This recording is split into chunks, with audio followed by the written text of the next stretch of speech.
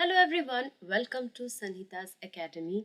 और आज के सेशन में हम साइंस पेडागोजी और साइंस का जो कंटेंट है उससे रिलेटेड जितने भी क्वेश्चंस आए हैं उनको सॉल्व करेंगे। तो टोटल हम 30 क्वेश्चंस सॉल्व करने वाले हैं। और ये जो क्वेश्चन पेपर है ये 21 अगस्त 2024 के सीटेट पेपर 2 का है। तो उन्हीं क्वेश्चंस को हम यहाँ पे सॉल्व करेंगे, ठीक है। तो without wasting any time let's get started. So हमारा जो पहला क्वेश्चन है, क्वेश्चन नंबर 61, इसमें हमसे पूछा गया है कि which of the following plant disease या diseases are caused by bacteria. So यहाँ पर हमको प्लांट्स में जो डिजीज होती है बैक्टीरिया की वजह से, उस डिजीज को या एक से ज्यादा डिजीज भी हो सकते हैं उसको ढूंढना है।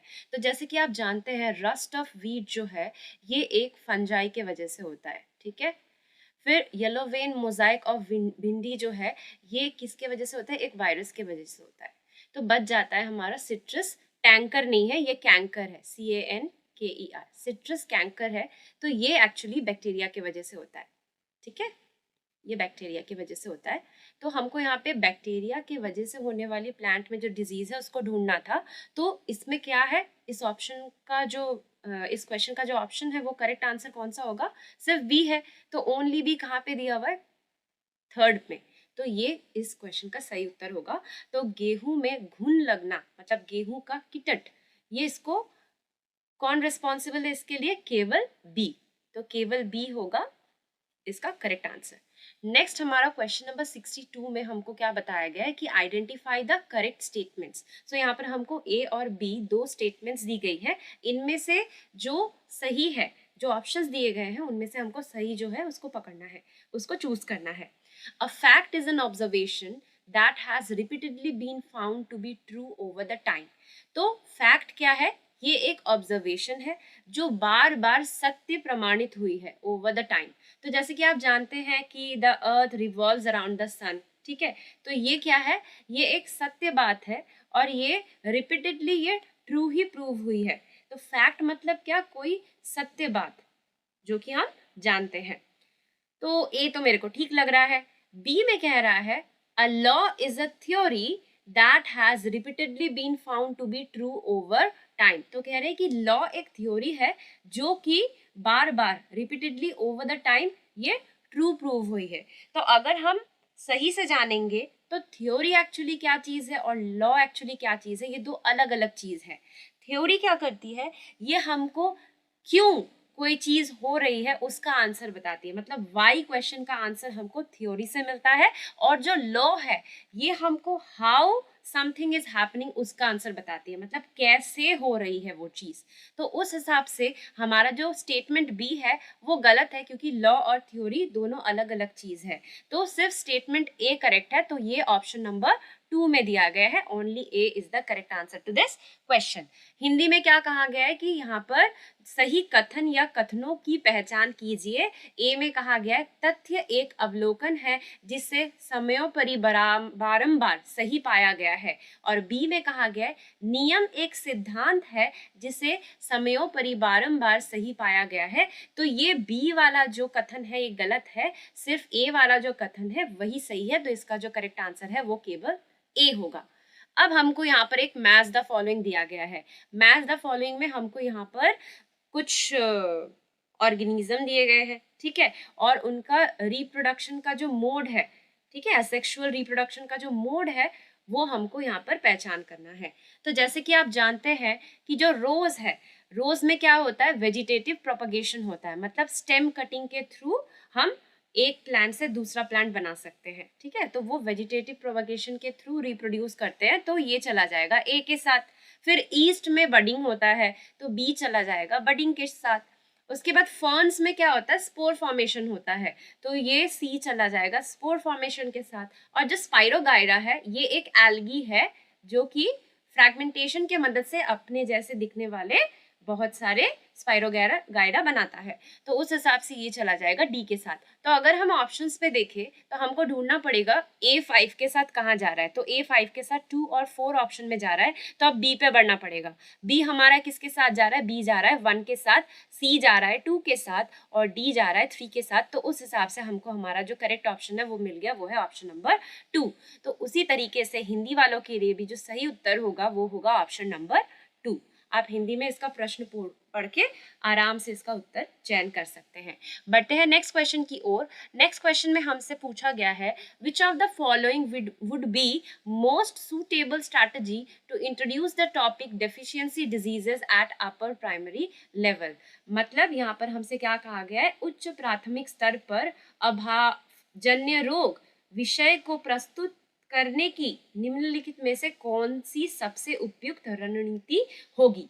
तो जैसे कि आप जानते हैं कि जो टीचर है उन लोगों को यूं ही जाकर जो टॉपिक है वो डिस्क्लोज नहीं करनी होती है, ठीक है। थोड़ा सा सस्पेंस क्रिएट करके बच्चों के थ्रू टॉपिक क्या हो सकता है पढ़ाने का वो उन्हीं से निकलवाना पड़ता है।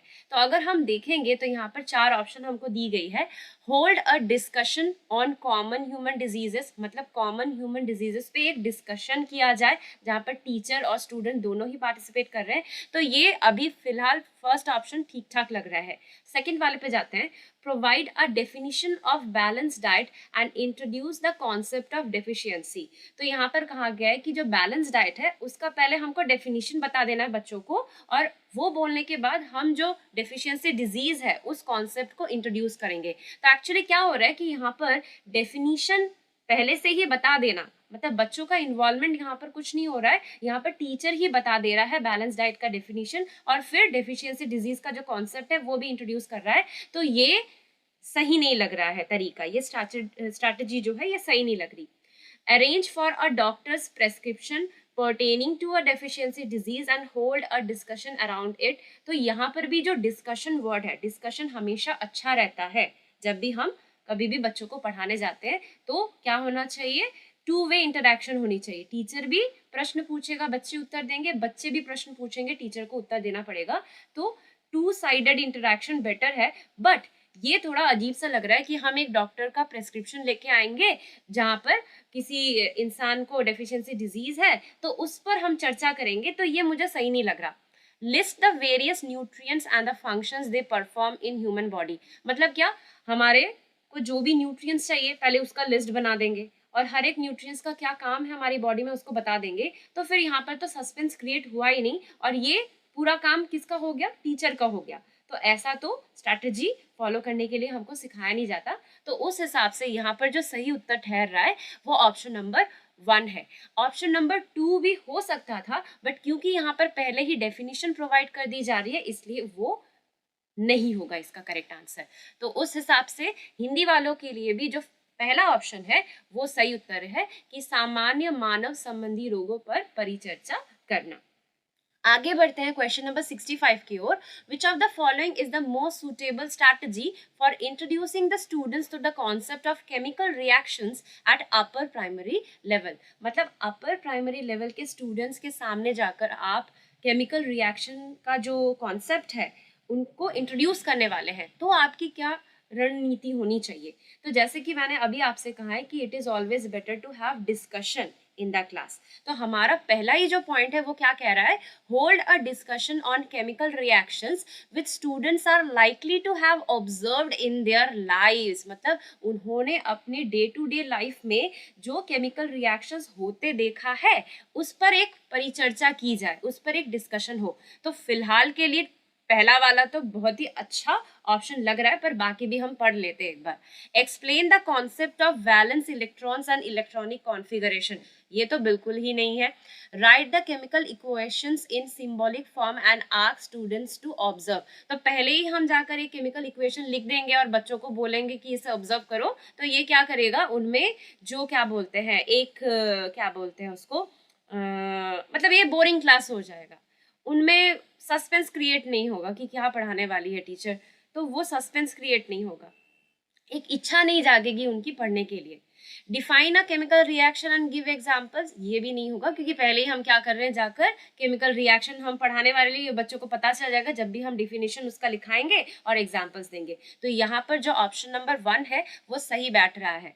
मतलब यहाँ पे हिंदी वालों के लिए क्या होगा, उन रासायनिक अभिक्रियाओं पर परिचर्चा करना जिनका विद्यार्थियों ने उनके जीवन में संभावित रूप से अवलोकन कर रखा है। तो हमेशा ये चीज को प्रमोट किया जाता है कि हम अपने क्लास में रियल लाइफ एग्जाम्पल्स के थ्रू किसी चीज को समझाने की कोशिश करें, ठीक है, तो बढ़ते हैं क्वेश्चन नंबर 66 की ओर। A ball is thrown up in the air, it reaches a maximum height and then returns to the thrower. तो क्या किया गया है, एक बॉल को हवा में उछाला गया है, तो वो बॉल हवा में उछलकर मैक्सिमम हाइट उसने अटेन की और फिर वो जिसने फेंकी थी बॉल उसी के पास लौट कर आ गया। विच of the following quantities have the same values during the upward and downward motion of the ball. तो यहाँ पे जो चार ऑप्शंस दिए गए हैं इनमें से किसका सेम वैल्यू रहेगा जब बॉल ऊपर जा रहा था और जब बॉल लौट कर आ रहा था। तो जैसे कि आप जान सकते हैं कि डिस्प्लेसमेंट यहाँ पे 0 हो गया है, तो जाते वक्त डिस्प्लेसमेंट थी बट जैसे ही वो लौट कर थ्रोअर के पास आ गई तो डिस्प्लेसमेंट 0 हो गया, तो यहाँ पर वैल्यू तो बदल गई, तो डिस्प्लेसमेंट नहीं होगा। फोर्स ऑफ ग्रेविटी, जितना हम ग्राउंड लेवल से ऊपर जाते हैं तो फोर्स ऑफ ग्रेविटी घटती रहती है, ठीक है। वैसे ही जितना हम ग्राउंड के नीचे डेप्थ में जाते हैं तो फोर्स ऑफ ग्रेविटी घटती रहती है। तो यहाँ पर जो मैग्नीट्यूड है, जो मान है फोर्स ऑफ ग्रेविटी का, वो सेम नहीं रहेगा। अगर कोई चीज ऊपर जा रही है और फिर लौट के नीचे आ रही है तो ये भी सेम नहीं रह रहा है। एक्सिलरेशन भी सेम नहीं रहेगा, ठीक है, क्योंकि जो जी की वैल्यू है और जो ऊपर जाने का वेलोसिटी वगैरह है उस चीजों पे सब डिपेंड करता है। तो अपवर्ड मोशन और डाउनवर्ड मोशन में एक्सेलरेशन डिफरेंट रहेगा। तो बच जाता है हमारा option number 1, work done by gravity, जो इस प्रश्न का सही उत्तर है, क्योंकि ग्रेविटी जो काम करती है उसका जो वैल्यू है, उसकी जो मैग्नीट्यूड है वो सेम रहती है। सिर्फ जब कोई चीज ग्राउंड लेवल से ऊपर की ओर उठती है तो वर्क डन माइनस में हो जाता है, और जब वो ऊपर से नीचे आती है, क्योंकि ग्रेविटी जो है वो डाउनवर्ड फोर्स है जो एक्ट करती है किसी भी ऑब्जेक्ट के ऊपर, तो फिर वो एक पॉजिटिव वर्क डन पकड़ा जाता है। बट उसका जो मान है, जो मैग्नीट्यूड है, वो सेम रहता है जब भी कोई चीज ऊपर जाए या नीचे आए। तो उस हिसाब से यहाँ पे हिंदी वालों के लिए भी ऑप्शन नंबर 1 ही इसका करेक्ट आंसर है, कि गुरुत्व द्वारा किया गया कार्य। तो यही सेम रहने वाला है जब भी बॉल ऊपर जा रही हो और नीचे लौटकर आ रही हो। क्वेश्चन नंबर 67 में हमसे कहा गया है, which of the following is the most suitable reason behind Newton's theory of gravitation being regarded as an excellent theory. तो कह रहे हैं कि इसमें जो सबसे सुटेबल रीजन क्या हो सकता है जिसके वजह से न्यूटन की जो ग्रेविटी की जो थ्योरी है उसको एक्सीलेंट थ्योरी कही गई है। तो जैसे कि आप जानते हैं कि साइंस एक ऐसा सब्जेक्ट है जिसके लिए प्रूफ चाहिए। कुछ भी आप बोले तो साथ में प्रूफ होना चाहिए, और यहाँ पे प्रूफ जो है वो क्या होता है, तो हम साइंस में कुछ भी चीज अगर प्रमाण देते हैं तो किसके थ्रू देते हैं, थ्रू एक्सपेरिमेंट्स देते हैं। एक्सपेरिमेंट कर करके अगर हमारा बार बार सेम चीज ही आ रहा है तब जाकर हम कह सकते हैं कि अच्छा मैंने ये ऑब्जर्व किया है, ये मेरे रिजल्ट है, तो मैं अभी ये बात कहने वाला हूँ। तो यहाँ पर जो ऑप्शन नंबर 3 है कि it has been arrived at after thorough experimentation, ये इसका सही उत्तर है। जो ऑप्शन नंबर 1 है, it has been developed over a long period of time, ऐसी कोई बात नहीं है कि कोई थ्योरी बनने में या कोई थ्योरी प्रपोज करने में बड़ा टाइम लग रहा है तो इसका मतलब वो एक्सीलेंट थ्योरी है, ये नहीं बताती, ये जस्टिफाई नहीं करती।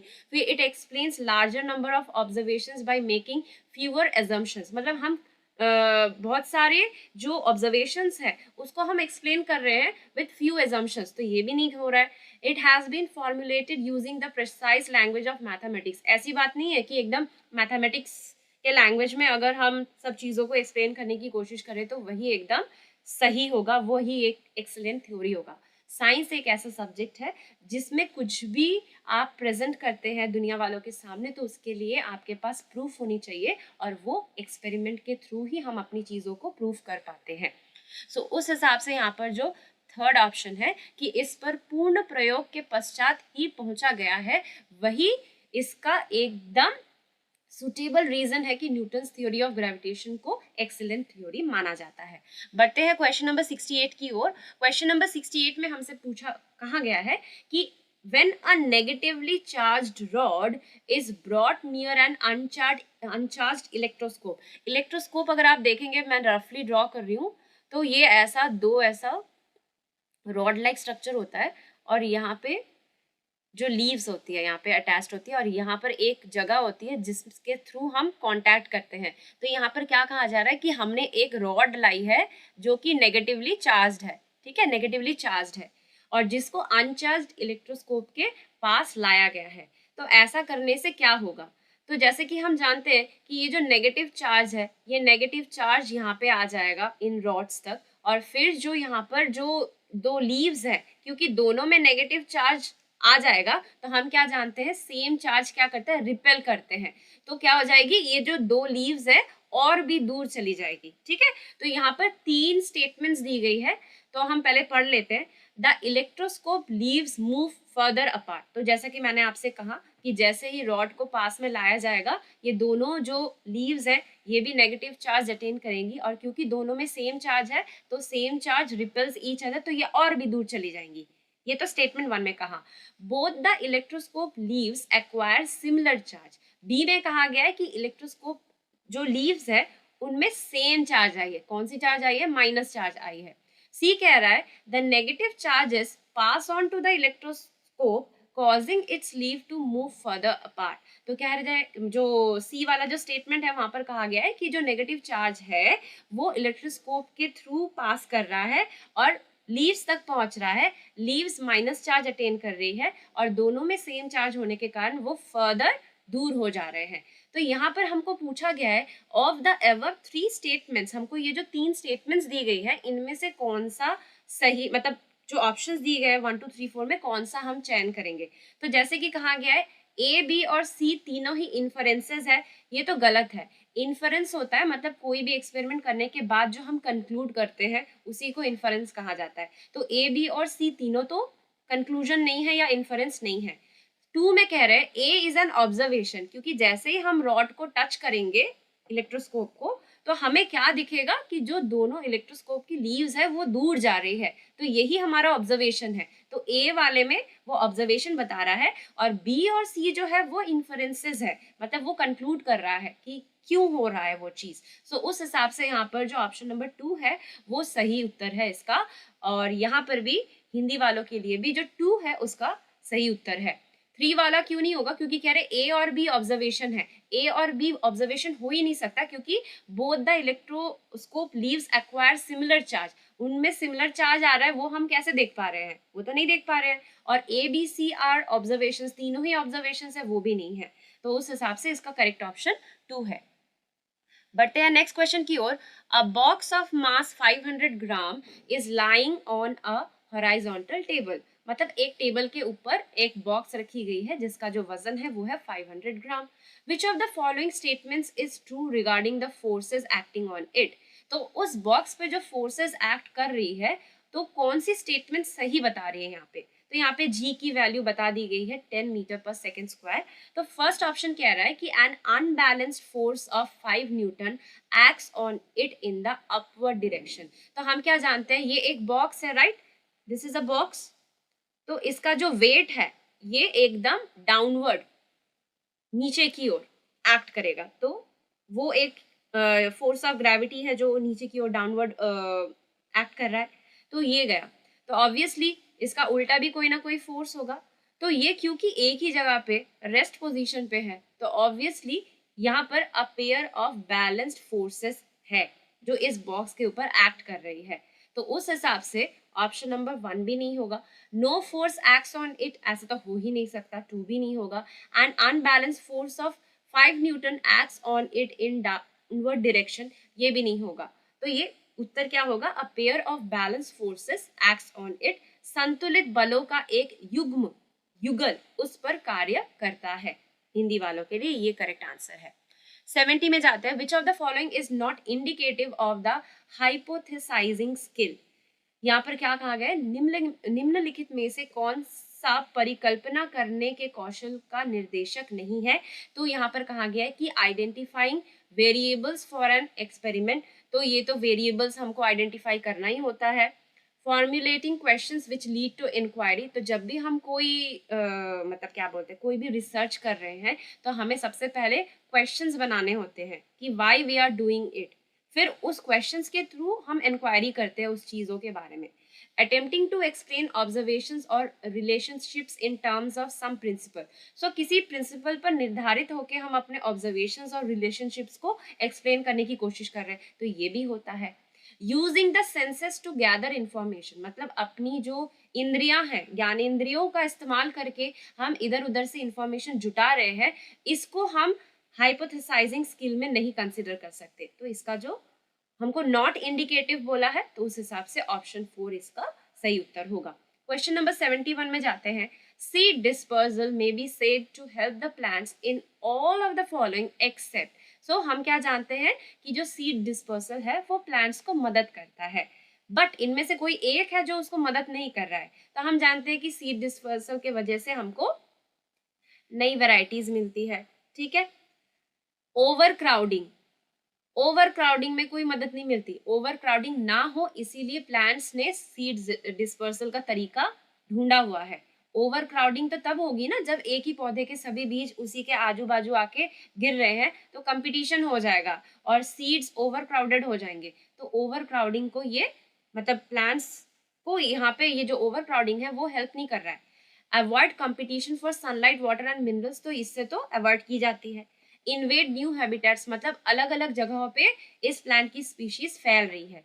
तो ए मतलब 1, 3 और 4 ये तो मदद करने वाले पॉइंट्स बताए गए हैं। सिर्फ ओवर क्राउडिंग किसी भी तरीके से प्लांट को मदद नहीं करती। तो उस हिसाब से 71 का हिंदी वालों के लिए भी जो उत्तर होगा वो ऑप्शन नंबर 2 होगा, क्योंकि हमको एक्सेप्ट वाला ढूंढना था जो मदद नहीं करता है प्लांट्स को। 72 में हमसे कहा गया है dash is a device which is used to see around corners and is based on the principle of y, x and y respectively are। so अगर आप जानते हैं कि जो अराउंड द कॉर्नर्स को देखने के लिए जो डिवाइस हमको चाहिए होती है वो एक्चुअली क्या है, वो है पेरिस्कोप। और पेरिस्कोप किस प्रिंसिपल पे काम करता है, वो रिफ्लेक्शन के प्रिंसिपल पे काम करता है। तो उस हिसाब से इसका जो करेक्ट आंसर है वो ऑप्शन नंबर 4 है। हिंदी वालों के लिए भी परिदर्शी परावर्तन ये करेक्ट उत्तर है। आगे चलते हैं। Match the substances in column A with their chemical names in column B. तो ये प्रश्न जब मैंने पहले देखा था तो मैं याद करने वाली चीजें ना बड़ी आसानी से भूल जाती हूँ। तो मैं सोचने लगी कि हाय अब मैं इसको कैसे सॉल्व करूंगी। फिर मैंने देखा कि टेबल सॉल्ट दिया हुआ है, तो मैंने देखा कि टेबल सॉल्ट सोडियम क्लोराइड कहाँ पे है, तो टेबल सॉल्ट बी में दिया गया है, सोडियम क्लोराइड 6 में दिया गया है। तो मैंने देखा बी जा रहा है 6 के साथ। अब मैंने बाकी चारों ऑप्शंस को मिलाने की कोशिश की कि कहीं पे क्या बी 6 के साथ जा रहा है, तो बी 6 के साथ 2 जगह पे जा रहा है, जो कि ऑप्शन नंबर 2 और ऑप्शन नंबर 4 में है। तो फिर मैंने देखा कि मेरे को एक और चीज का जो केमिकल नेम है वो पता है, वो क्या है, बेकिंग सोडा। बेकिंग सोडा क्या कहलाता है, सोडियम बाइकार्बोनेट। तो यहाँ पर F किसके साथ जा रहा है, F2 के साथ जा रहा है। तो इन दोनों ऑप्शन में F2 के साथ सिर्फ ऑप्शन नंबर 2 पे ही जा रहा है। तो उस हिसाब से हमारा जो करेक्ट आंसर है वो क्या है, ऑप्शन नंबर 2। 73 का जो करेक्ट आंसर है वो है ऑप्शन नंबर 2, जहां पर A जा रहा है 4 के साथ, B जा रहा है, तो A जा रहा है 4 के साथ, हम लिख लेते हैं 4 के साथ, राइट। फिर जो B जा रहा है वो जा रहा है 6 के साथ, C जा रहा है 3 के साथ, तो C यहाँ पे डालेंगे। D जा रहा है 5 के साथ, D कहाँ पे है, D जा रहा है 5 के साथ, तो यहाँ पे हम D लिखेंगे। और E जा रहा है 1 के साथ, E इज गोइंग विथ 1। तो अगर हम इनके जो फॉर्मूला है, मतलब जो फॉर्मूलाज है, अगर उनको लिखने की कोशिश करें तो जो कैल्शियम हाइड्रोक्साइड है, कैल्शियम हाइड्रोक्साइड को कैसे लिखा जाता है, CaOH होल ट्वाइस। उसके बाद सोडियम क्लोराइड जहाँ पे दिया गया है वो है NaCl। उसके बाद आते हैं हम कैल्शियम कार्बोनेट, कैल्शियम कार्बोनेट होता है CaCO3। फिर आते हैं सोडियम हाइड्रोक्साइड जो कि यहाँ पर दिया गया है, तो ये है NaOH। फिर आते हैं सोडियम बाइकार्बोनेट, तो वो है NaHCO3। और कैल्शियम ऑक्साइड जो है वो आता है CaO। तो उस हिसाब से ऑप्शन नंबर 2 इसका सही उत्तर है। तो ऑप्शन नंबर 2 हिंदी वालों के लिए भी यहाँ पर इसका सही उत्तर होगा। अब क्वेश्चन नंबर 74 जो है वहां पर हमको थोड़ा सा मैथमेटिकल सॉल्यूशंस दिखाना पड़ेगा, तो कर लेते हैं, कोई बात नहीं। The difference between maximum and minimum resistance that can be obtained by connecting 3 resistances of 1/3 ohm each. मतलब क्या, हमको मैक्सिमम और मिनिमम रेजिस्टेंस का डिफरेंस निकालना है, और यहाँ पर रेजिस्टेंसेस कितने ओम्स के हैं, 1/3 के हैं। तो सबसे पहले मैं इसको यहीं पे सॉल्व करने की कोशिश कर रही हूँ। तो हम जानते हैं सीरीज में मैक्सिमम रेजिस्टेंस होता है, सीरीज कनेक्शन में, तो उसका फॉर्मूला क्या है, R1 + R2 + R3। ठीक है। तो R1 यहाँ पे क्या वैल्यू दी गई है 1/3, R2 क्या दी गई है 1/3, R3 क्या दी गई है 1/3। तो हम ओम यहाँ पे डालेंगे। सो इसको अगर हम सॉल्व करते हैं तो क्या आ रहा है, 3 कॉमन ले लिया, 1 + 1 + 1 ओम। तो ये आ गया 3/3 ओम विच इज इक्वल्स टू 1 ओम। ठीक है। अब पैरेलल कनेक्शन में जो रेजिस्टेंस होती है वो कैसे निकाली जाती है, उसका जो फॉर्मूला है वो है 1/1/R1 plus 1/R2 plus 1/R3। तो पहले ना हम 1/R1 मतलब R1 R2 R3 तो क्या है 1/3 ही है, तो 1/R1 क्या होगा वो थोड़ा सा समझ लेते हैं। तो जैसे कि आप जानते हैं 1/R1 का मतलब है क्या, 1 डिवाइडेड बाई 1/3। तो इसको हम ऐसे भी लिख सकते हैं 1 डिवाइडेड बाई 1/3। तो हम जानते हैं डिवाइड का साइन जब हट जाता है तो वो हो जाता है मल्टीप्लाई, और जो डिनोमिनेटर में है वो ऊपर आ जाता है तो वो हो जाएगा 1 × 3। तो हमारा जो यहाँ पर 1/R1 जो है वो क्या बन जा रहा है, 3 ओम बन जा रहा है। तो मैं इसको इसी तरीके से लिख रही हूँ। सो 1 डिवाइडेड बाई 3 + 3 + 3, तो ये आ रहा है हमारा 1/9 ओम। सो सीरीज कनेक्शन में आया हमारा 1 ओम और पैरेलल कनेक्शन में रेजिस्टेंस हमारा आया 1/9 ओम। तो हमारा क्या करना है, मैक्सिमम और मिनिमम का जो रेजिस्टेंस का जो डिफरेंस है वो हमको निकालना है। तो वो हम क्या करेंगे, RS - RP which is equals to 1 - 1/9 ohm. तो ये हो जाएगा 9 ले लेंगे, ये 9 - 1 इतना ओम, तो ये हमारा आंसर क्या आएगा 8/9 ओम। आशा करती हूँ कि आपको ये समझ में आया होगा कि कैसे इसका करेक्ट आंसर आ रहा है। तो इसका जो करेक्ट आंसर है वो ऑप्शन नंबर 3 है, 8/9 ओम। आगे चलते हैं, which of the following gases are responsible for acid rain.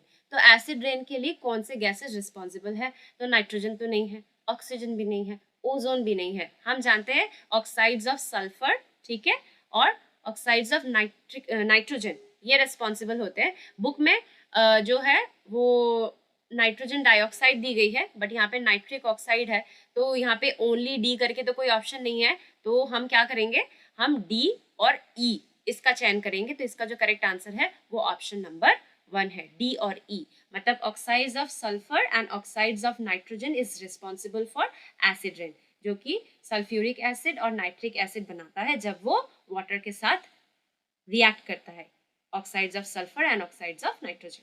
अब आते हैं क्वेश्चन नंबर 76 की ओर। क्वेश्चन नंबर 76 में हमको असर्शन और रीजन दी गई है। तो असर्शन में कहा गया है the stars in the night sky appear to move from east to west. So जो तारे हैं रात के वक्त कैसे नजर आते हैं, वो ईस्ट से वेस्ट की ओर मूव करते हुए नजर आते हैं। और रीजन में बताया गया है the earth rotates from west to east. जो अर्थ है, जो पृथ्वी है, वो वेस्ट टू ईस्ट रोटेट करती है, घूमती है। तो इसीलिए ना स्टार्स हमको उल्टी दिशा में मूव करते हुए नजर आते हैं। तो इसलिए इसका जो करेक्ट आंसर होगा वो होगा option number 2, both assertion and reason are correct. और जो रीजन है वो असर्शन को करेक्टली एक्सप्लेन कर रहा है। तो हिंदी वालों के लिए भी जो ऑप्शन 2 है वो इसका सही उत्तर होगा। 77 में हमसे कहा गया है identify the set of micronutrients, मतलब ऐसे न्यूट्रिएंट्स जो प्लांट्स को कम मात्रा में चाहिए होती है। तो ऑप्शंस में कहाँ पे माइक्रोन्यूट्रिएंट्स दी गई है जो प्लांट्स को कम मात्रा में चाहिए, तो उसका जो करेक्ट आंसर है वो आंसर होगा यहाँ पे जिंक, आयरन एंड मैंगनीज, जिसमें दिया गया है, जो कि ऑप्शन नंबर 1 में दिया गया है। तो हिंदी वालों के लिए भी यही उत्तर सही है, जिंक, आयरन और मैंगनीज पौधों को कम मात्रा में चाहिए, इसलिए इसको माइक्रोन्यूट्रिएंट्स कहा गया है। क्वेश्चन नंबर 78 बड़ा ही इजी है, एक बार पढ़ लेते हैं। पैराग्राफ के फॉर्म में दिया गया है, तो हमको एक्स, वाई और जेड को आइडेंटिफाई करना है। Sound is produced bye vibration. तो हम जानते हैं कोई भी चीज जो वाइब्रेट करती है वो साउंड प्रोड्यूस करती है। And different musical instruments have specific vibrating parts. So जो म्यूजिकल इंस्ट्रूमेंट्स होती है उनसे आवाज निकलती है। क्यों निकलती है? क्योंकि उनके अलग अलग स्पेसिफिक वाइब्रेटिंग पार्ट्स है। In a dash the sound is produced by stretched strings. मतलब स्ट्रिंग्स को ऐसे मतलब क्या बोले, उंगलियों से स्ट्रिंग्स पर उंगलियां फेरने से क्या होता है, वो जो स्ट्रिंग्स है वो वाइब्रेट करती है और साउंड प्रोड्यूस करती है। तो ऐसे तो सारे ही हैं, जैसे एक तारा में स्ट्रिंग है, फिर सितार में भी है, गिटार में भी है। तो पहले वाले के बेसिस पे हम अपने ऑप्शन का चयन नहीं कर सकते. In Y it is a stretched membrane that vibrates. तो कह रहे हैं कि ये एक स्ट्रेच्ड मेम्ब्रेन है जो कि वाइब्रेट करती है. तो ऐसा तो तबला में है, क्योंकि वायलिन में नहीं होता, हारमोनियम में भी नहीं होता, एक तारा में भी नहीं होता. तो तबला यहाँ पे हमारा क्या जा रहा है, वाई जा रहा है. And in Z the vibrating part that produces sound is the air column. मतलब इस म्यूजिकल इंस्ट्रूमेंट के अंदर एक एयर कॉलम है जो कि वाइब्रेट करती है, जिस वजह से आवाज निकलती है. तो क्योंकि हमने देख लिया कि जो वाई वाला पार्ट था वो ऑप्शन 1, 2 और 3 में नहीं जा रहा है उसका सही उत्तर, तो इसलिए शहनाई. तो इसका करेक्ट आंसर क्या होगा, 4. 4 वाला जो नंबर है ऑप्शन जो है वो इसका सही उत्तर है. यानी कि गिटार एक स्ट्रिंग इंस्ट्रूमेंट है, तबला का जो मेम्ब्रेन है वो वाइब्रेट करता है, और शहनाई में जो एयर कॉलम है वो वाइब्रेट करता है ताकि साउंड प्रोड्यूस हो. क्वेश्चन नंबर 79 में हमसे कहा गया है, a teacher while teaching the chapter body movements to class 6 students shows the following images to her students. मतलब एक टीचर है, वो बच्चों को, क्लास 6 के बच्चों को बॉडी मूवमेंट चैप्टर पढ़ा रही है. तो उन्होंने बच्चों को कुछ इमेजेस, कुछ चित्र दिखाए. तो अब सेलिंग बोट मतलब एक नाव जो पानी पर सेल कर रही है ये दिखाया, एक स्विमिंग फिश को दिखाया, एक फ्लाइंग एरोप्लेन को दिखाया. She then asked the students to reflect on the shape of the images and the manner of movement. So ये सारे पिक्चर्स दिखाने के बाद उन्होंने बच्चों को कहा कि इस पर थोड़ा सा बताए कि जो शेप है इन चीजों का और किस तरीके से ये मूव कर रहे हैं, इस पर वो रिफ्लेक्ट करें. Which of the following are likely to be employed by the students in answering. तो बच्चे एक्चुअली अपना आंसर देने के लिए क्या क्या इस्तेमाल करने वाले हैं. तो सबसे पहले तो जो इमेज दिखाई गई तो बच्चे उसे ऑब्जर्व करने वाले हैं, तो बी वाला तो जाएगा. और दूसरा बात क्या है कि बच्चे इमेजेस को देखकर, उसके मैनर ऑफ मूवमेंट को देखकर उन दोनों में एक लिंक बनाएंगे और उनको समझ में आएगा कि अगर स्ट्रीमलाइंड बॉडी होती है तो फ्लूइड्स से, जैसे कि पानी हो या एयर हो, उससे हम इजीली जो फ्रिक्शन है उसको रिड्यूस कर सकते हैं और इजीली हम आगे बढ़ सकते हैं. इसीलिए मछलियों की, बोट की, एरोप्लेन की कैसी बॉडी होती है, स्ट्रीमलाइन बॉडी होती है. तो ये इंडक्टिव रीजनिंग को भी बता रहा है, दिखा रहा है. तो उस हिसाब से हमारा कौन सा ऑप्शन सही होगा, वो होगा ऑप्शन नंबर 3, बी एंड सी. तो इन दोनों की मदद से, ऑब्जर्वेशन और इंडक्टिव रीजनिंग की मदद से बच्चे अपने उत्तर देंगे. तो यहाँ पर ऑप्शन नंबर 3 हिंदी वालों के लिए भी होगा जो बी और सी को बता रहा है. क्वेश्चन नंबर 80 में हमसे कहा गया है, identify the correct statements from the following. So non metals के बारे में 2 स्टेटमेंट बताई गई है, इनमें से कौन सा ऑप्शन सही है वो हमको ढूंढना है. तो generally non metals do not react with water. ये बात तो सही है कि नॉन मेटल्स जो वाटर है उसके साथ रिएक्ट नहीं करता.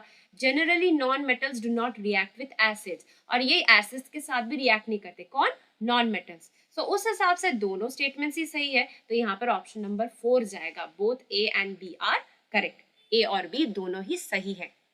81 में हमसे कहा गया है, X and Y are thick black liquids. X और Y thick black liquids है which can be used for metaling the roads, जो roads बनाने में इस्तेमाल होते हैं. X is derived from petroleum. तो X जो चीज है वो हमको पेट्रोलियम से मिलती है और Y जो चीज है वो हमको कोल से मिलती है. Which of the following can be X and Y? तो अगर आपने कोल एंड पेट्रोलियम चैप्टर अच्छे से पढ़ा होगा तो आपने देखा होगा कि जो कोल से हमको मिलता है, चिपचिपी काली से लिक्विड, वो है कोल टार. तो पुराने जमाने में कोल टार का इस्तेमाल होता था मेटलिंग द रोड्स के लिए. बट अभी क्या हो गया, एक पेट्रोलियम प्रोडक्ट है जो कि है बिटुमेन, उसका इस्तेमाल होता है फॉर मेटलिंग द रोड्स. सो हमसे क्या कहा गया, x is derive from petroleum, मतलब एक्स वाला पहला टर्म कौन सा है, जो पेट्रोलियम से मिलता है. तो उस हिसाब से ऑप्शन में बिटुमेन होना चाहिए, क्योंकि बिटुमेन हमको पेट्रोलियम से मिलता है और कोल टार यानी कि वाई जो है वो कोल से आ रही है. तो दोनों ही क्या काम करते हैं, इनका इस्तेमाल मेटलिंग द रोड्स के लिए होता है, बट अभी बिटुमेन का ही इस्तेमाल होता है. तो हमने एक्स और वाई आइडेंटिफाई कर ली. उस हिसाब से हिंदी वालों के लिए भी जो करेक्ट उत्तर है वो ऑप्शन नंबर 2 में दिया गया है. Consider the test item given below and match the following. So हमको कॉलम ए और कॉलम बी में 2 आइटम्स दी गई है, तो हमको इनको मैच करना है. तो जो यूनिट ऑफ फोर्स है न्यूटन, ठीक है. सिंबल ऑफ आयरन क्या है, वो है Fe. Formula of hydrochloric acid क्या है, HCl. यूनिट ऑफ वर्क क्या है, वो है जूल, ठीक है. सिंबल ऑफ सिल्वर क्या है, Ag. सिंबल ऑफ बैटरी क्या है, तो plus minus plus minus plus minus ऐसा होता है, ठीक है। तो हमको सभी मिल गए, बस बच क्या गया, ये कैलोरी जो है ये एक आइटम कॉलम बी में एक्स्ट्रा दी गई है। बट हमसे यहाँ पर क्वेश्चन कुछ और पूछा गया है, which of the following is not a reason that can be given to justify that the item is poorly constructed.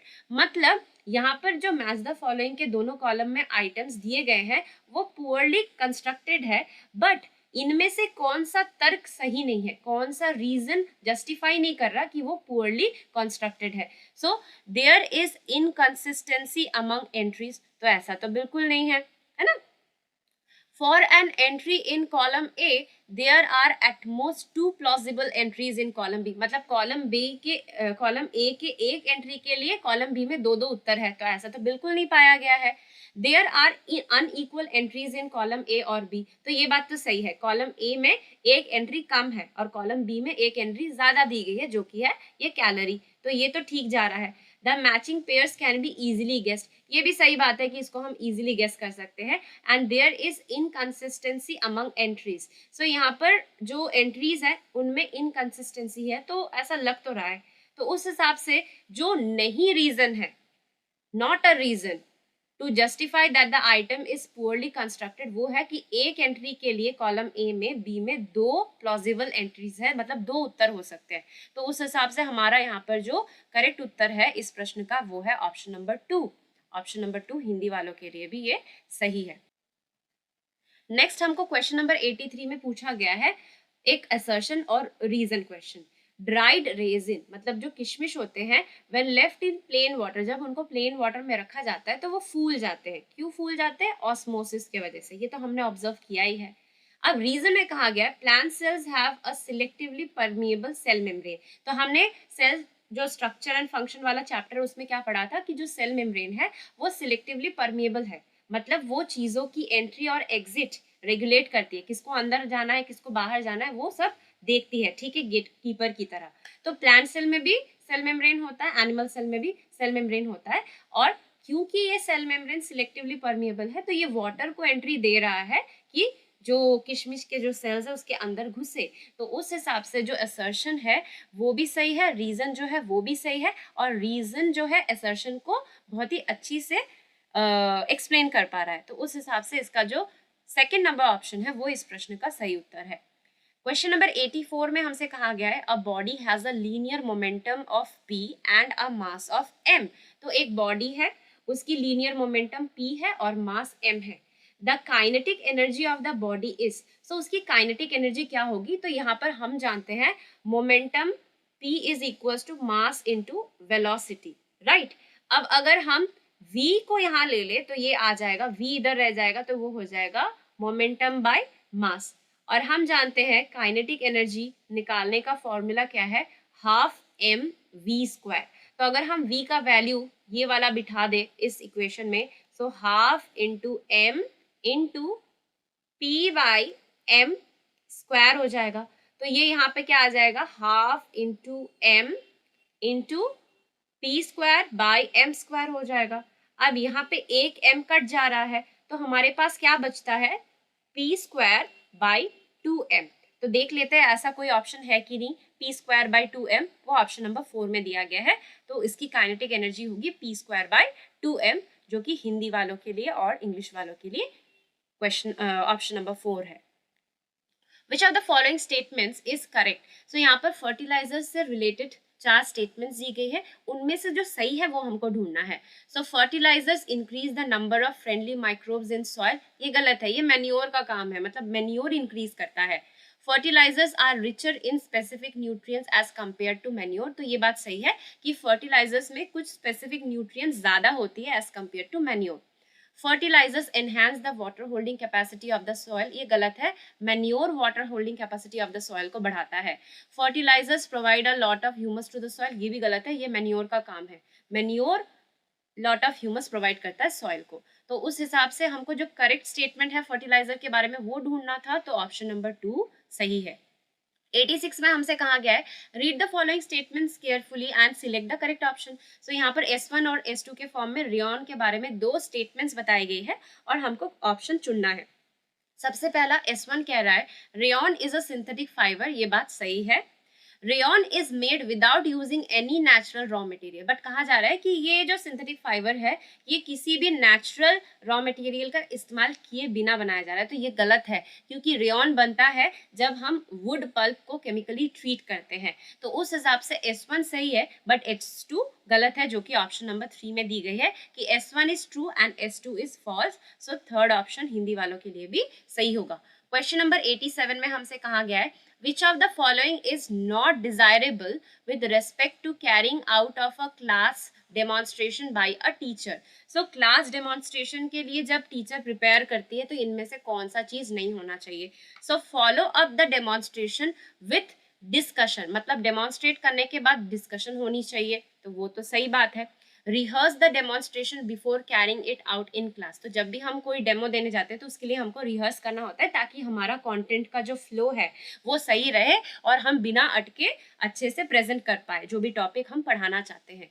Emphasise beforehand the linkages that students are required to make, मतलब जो भी चीज हम पढ़ा रहे हैं तो एक जो टॉपिक है और दूसरी जो टॉपिक है इनमें जो लिंक बनना चाहिए वो हम बच्चों को ये काम करना है कि हम पढ़ा रहे हैं, हम डेमो दे रहे हैं, तो बच्चे दो टॉपिक्स में क्या लिंक है वो उनको पता चले। बट हम अगर बच्चों को ही पहले से बता दें कि अच्छा ये टॉपिक इससे रिलेटेड है, इस तरीके से ये लिंक बना रहे हैं, तो इसमें तो फिर बच्चे अपना दिमाग का इस्तेमाल ही नहीं करेंगे। तो ये गलत है कि अगर टीचर पहले से ही जो लिंकेजेस है वो स्टूडेंट को बता दे तो फिर स्टूडेंट कैसे आइडेंटिफाई करेंगे कि कौन किसके साथ जुड़ा हुआ है या क्या लिंक है इन दो टॉपिक्स में। Supplement the demonstration with explanation, मतलब डेमो करने के बाद उसको एक्सप्लेन कर रहे हैं, तो ये भी सही है। तो हमको कहा है नॉट डिजायरेबल ढूंढना है, तो उस हिसाब से जो ऑप्शन नंबर 3 है वो इस प्रश्न का सही उत्तर है। क्वेश्चन नंबर 88 में हमसे कहा गया है which of the following best explains the statement science promotes scepticism. So विज्ञान संदेहवाद को बढ़ावा देता है, इनमें से ये चारों ऑप्शन में से कौन बेहतर तरीके से इसको एक्सप्लेन कर रहा है। तो जैसे कि जो साइंटिस्ट होते हैं वो कोई भी चीज जो कोई क्लेम कर रहा है वो वैलिड है कि नहीं वो किस पे डिपेंड करता है, वो किस पे ये चीज डिपेंड करती है, वो डिपेंड करती है ऑब्जेक्टिव एम्पेरिकल एविडेंस, मतलब साइंस जो है वो without any evidence without any proof कोई भी चीज एक्सेप्ट नहीं करने वाली है। तो उस हिसाब से साइंस प्रोमोट स्केप्टिज्म, इसका जो बेस्ट एक्सप्लेन कर रहा है जो स्टेटमेंट वो है ऑप्शन नंबर 2, क्योंकि ऑप्शन नंबर 1 में कहा गया scientists are open minded and willing to modify their ideas, ये तो बेस्ट एक्सप्लेन नहीं कर रहा है। Science is purely inductive in nature, ये भी नहीं। Scientist do not trust the findings of other scientist, ये भी बिल्कुल नहीं है। तो इस हिसाब से हिंदी वालों के लिए भी ऑप्शन नंबर 2 इसका सही उत्तर है। Which of the following statements regarding rusting of iron are true, तो लोहा में जंग लगना, इसके बारे में जो भी स्टेटमेंट्स दी गई है कौन सी स्टेटमेंट सही है। तो ए कह रहा है it involves a chemical reaction between iron and oxygen, जो कि होता है, करेक्ट है। It is an exothermic reaction, मतलब इस रिएक्शन में हीट रिलीज होती है, ठीक है। It can take place as room temperature, ये भी सही है, रूम टेम्परेचर में ही ये हो जाता है। It is a reversible reaction, ये गलत है क्योंकि रस्टिंग ऑफ आयरन एक केमिकल चेंज है और केमिकल चेंज में क्या होता है, जो प्रोडक्ट बन गया उससे हमको रिएक्टेंट्स, मतलब वो उसके ओरिजिनल फॉर्म में दोबारा वापस नहीं जा सकता। So it is reversible in nature, या ये रिवर्सिबल रिएक्शन है, ये गलत है। तो डी जहाँ पे भी दिया है वो तो पहले ही कट हो जाएगा। बी और सी के साथ ए भी सही है, तो थर्ड ऑप्शन भी नहीं होगा, तो इसका जो करेक्ट उत्तर है वो ऑप्शन नंबर 1 है। ए, बी और सी तीनों स्टेटमेंट्स रस्टिंग ऑफ आयरन के बारे में सही है। क्वेश्चन नंबर 90 में हमसे कहा गया है which of the following is a set of animals in which all show external fertilisation, मतलब निषेक जो है या निषेचन जो है वो बाहर होती है। तो एक्सटर्नल फर्टिलाइजेशन कहाँ होती है, तो सबसे पहले हम ढूंढ लेते हैं इंटरनल फर्टिलाइजेशन किधर किधर होती है। तो हम जानते हैं हेंस में होती है, बटरफ्लाइज में होती है, तो ऑप्शन 2 यहीं पे चला गया। बटरफ्लाइज में होती है तो ऑप्शन 4 भी चला गया। बटरफ्लाइज में होती है और लिजर्ड्स में भी होती है, ठीक है, तो ये भी क्रॉस आउट हो गया। तो उस हिसाब से हमारे पास बचता है ऑप्शन नंबर 1। सो फ्रॉग्स में एक्सटर्नल फर्टिलाइजेशन होता है, फिश में भी होता है, स्टार फिश में भी होता है। तो ऑप्शन नंबर 1 में जो सेट ऑफ एनिमल्स दिए गए सभी एक्सटर्नल फर्टिलाइजेशन करते हैं।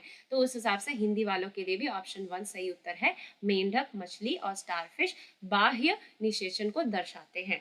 आशा करती हूँ कि आपको मेरा सीटेट से रिलेटेड कंटेंट पसंद आ रहा होगा। अगर आपको ये वीडियो पसंद आया हो, और एक बात मैं आपसे कहना चाहती हूँ, ये जो आंसर की मैंने बनाई है, ये मैंने अपने सोच के हिसाब से, अपने नॉलेज के हिसाब से बनाई है, तो इस पर आप 100% रिलाय मत करिए। आप ऑफिशियल जो आंसर की है उसका वेट कीजिए। मैंने ये आंसर की इसलिए दी है क्योंकि जब भी मुझे सीटेट का कोई भी क्वेश्चन पेपर मिलता है तो मैं उसको सॉल्व करने बैठ जाती हूँ, और मेरा मन किया कि क्योंकि मेरा यूट्यूब चैनल है तो मैं मेरे आंसर्स आपके साथ शेयर करूँ कि आपको रफली एक आइडिया मिल जाए कि आप कितना स्कोर कर सकते हैं आउट ऑफ 30। तो आप मेरे को बताइएगा कि इस आंसर की के मुताबिक आपका 30 में कितना स्कोर आ रहा है। अगर मेरा वीडियो और मेरा एक्सप्लेनेशन आपको पसंद आया हो तो प्लीज़ मेरे वीडियो को लाइक और शेयर कीजिएगा, और चैनल को सब्सक्राइब कीजिएगा, ताकि आपको सीटेट से जुड़े सभी टॉपिक्स, उससे जुड़े सारे जो इन्फॉर्मेशन है वो टाइम टू टाइम मिलते रहे। मिलते हैं ऐसे ही वीडियो के साथ अपने नेक्स्ट सेशन में। Till then take care and bye bye everyone.